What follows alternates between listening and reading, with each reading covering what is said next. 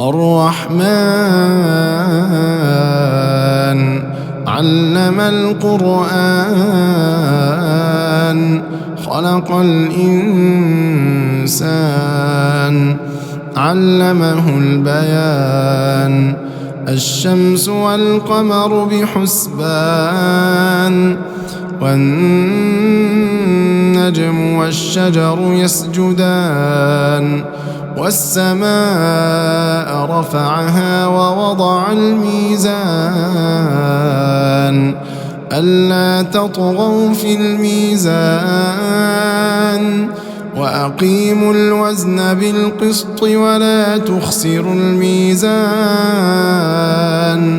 والأرض وضعها للأنام فيها فاكهة والنخل ذات الأكمام فيها فاكهة والنخل ذات الأكمام والحب ذو العصف والريحان فبأي آلاء ربكما تكذبان خلق الإنسان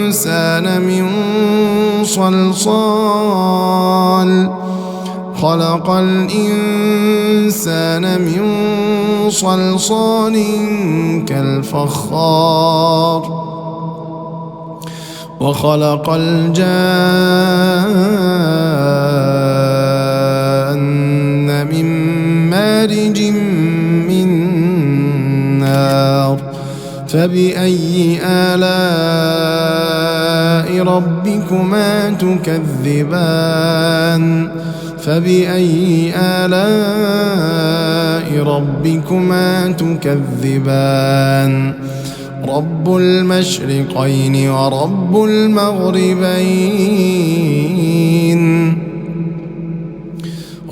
المشرقين ورب المغربين فبأي آلاء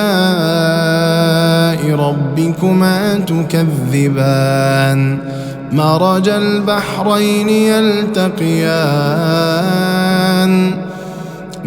البحرين يلتقيان بينهما برزخ لا يبغيان فبأي آلاء ربكما تكذبان يخرج منهما اللؤلؤ والمرجان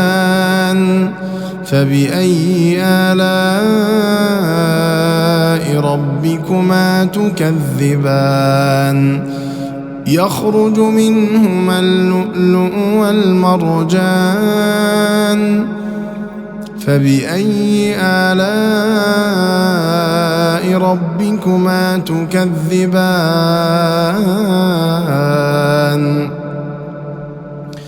فبأي آلاء ربكما تكذبان فبأي آلاء ربكما تكذبان وله الجوار المنشآت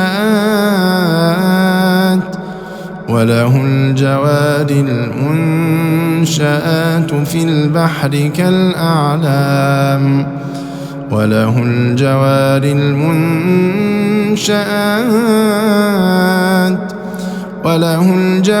المنشآت في البحر كالأعلام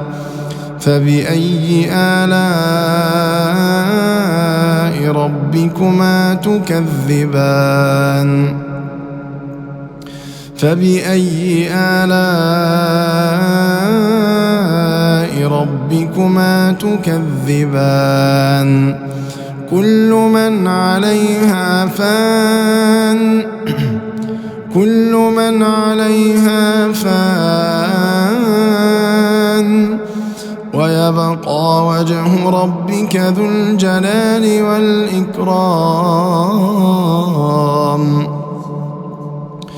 ويبقى وجه ربك ذو الجلال والإكرام فبأي آلاء ربكما تكذبان فبأي آلاء ربكما تكذبان